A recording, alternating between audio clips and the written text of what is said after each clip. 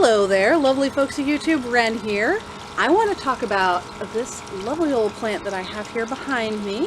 This is one that's a little more unusual here in North America, but more common in Europe where it's native to. This is Meadowsweet. Meadowsweet's current Latin name is Filipendula ulmaria. However, it was previously known under the name Spirea ulmaria. This is not to be confused with the native North American plant that's sometimes called meadowsweet. That is Spirea alba.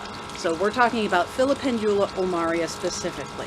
So like I said, this is native to Europe and some parts of West Asia as well. It has been naturalized here in North America, so you may still see it out in the wilds occasionally, but more common in Europe. Some of the other names for this plant are Queen of the Meadow, Meadwort, and Bridewort.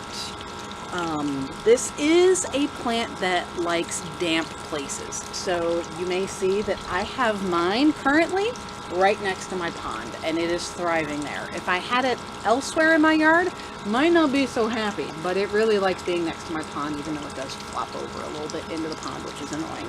But yes, this is a plant that in its native habitat would grow like on the edge of ponds, in ditches, other places where water tends to collect. That means that this is a really excellent plant to grow in a rain garden if you choose to have a rain garden. It does like part to full sun. Usually seems to, doesn't need as much sun in particular. Like if the ground is really wet, then you could probably get away with full sun, but mine is perfectly happy in part sun because that's what it gets right here.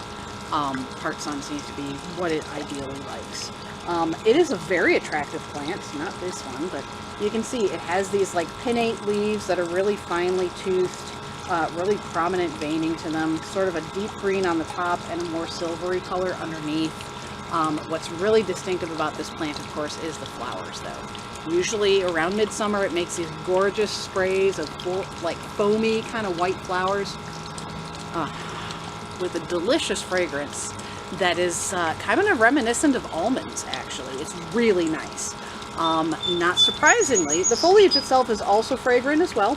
Not as strongly as the flowers, but this was a really common plant for flavoring, which is where it gets the name meadwort. It gives that sort of almondy kind of flavor to anything that you imbue it in. It was also a very popular strewing herb. You lay it out, during the medieval Renaissance period. There goes my heat pump. You lay it out on the floor and walk over it, and it would impart that fragrance to the air. It was said to be Queen Elizabeth I's favorite strewing herb. So, this plant typically grows in zones 3 to 9, gets to usually about 3 feet tall, so you can see about how tall this plant is. That's about usually as high as it goes, usually no more than 4 feet. Very low maintenance plant. I literally don't do anything to this plant, and it's happy. It does its own thing. You can either divide the root crown in the spring to propagate it, or you can grow it from seed. Mine was grown from seed. So, and it's probably about 3 or 4 years old. I actually have 2 of these plants right here, because one seeded itself right next to the parent plant, so it looks like one clump, but it's actually 2 different plants. So, the seeds do usually need some cold stratification. So if you are starting it from seed, you'll probably want to cold stratify it, give it that 6-week cold chill period before it grows. So there's that to keep in mind. This plant is surprisingly high in salicylic acid. So salicylic acid, if you're not familiar with the chemistry, salicylic acid is one of the derivatives from which we get aspirin. Aspirin is acetylsalicylic acid. So this is actually a native aspirin. Actually better for that than what is it? The willow bark is usually what they say. Mainly because it tastes better. It tastes better. The name aspirin actually comes from this plant. So the spirin part is from Spirea. So this plant is our natural aspirin. That being said, that means that you have to treat it like aspirin. If you have a salicylate allergy, you need to not use this plant. If you have any health conditions that contraindicate the use of aspirin, you need to not use this plant. Things like that to keep in mind. So, you can brew a tea. It can be used for mild natural pain relief because, again, it has the same function as aspirin. It's basically the original root from which we get aspirin. But yeah, it's very widely used, medicinally used for that. I don't use it myself. I'm not actually supposed to take aspirin because of my health conditions. I mean, I can, but there are some caveats. Like, I'd have to have a really good reason to do it, and just having common aches and pains is not a good enough reason. So I don't do it myself because I know to stay away from it. But it is an option out there for those of you who just have a few minor aches and pains and don't feel like popping into the ibuprofen. Oh, hello, Reggie. Hi, my friend. Come here. You gonna say hi? Come on my lap. All right. So I'm gonna do a cut here. Hopefully the heat pumps will be done, and then we'll talk about the magical properties of this plant. Okay, so my heat pumps are off. My neighbor's is still on, but hopefully not as terrible noise-wise. I fixed some issues with my memory card on my camera, so let's talk about magical properties of this plant. So, both Cunningham and Birrell put this plant under the dominion of Jupiter, sort of that like expansive, harmonizing with the universe kind of energy, which I can kind of see.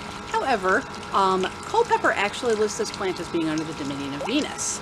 I kind of lean a little bit more towards that for two reasons. One is that this plant does have a watery nature to it. It likes to live in or near water, which is something that's common to a lot of Venus plants, peppermint being one that comes to mind, forefront of my mind. However, the other reason is that this plant is probably most commonly used in love magic. This is a love magic herb. One of the plant's uses was actually as part of bridal bouquets. That's where it gets the name bridewort from. Mythologically, this plant is one of the 3 flowers that was used by Gwydion and Math in the creation of Bladweth. So there's a whole like love magic aspect there. Disregarding the whole way that that turned out, you know, the intentions were there. So yes, love magic is the primary use for this.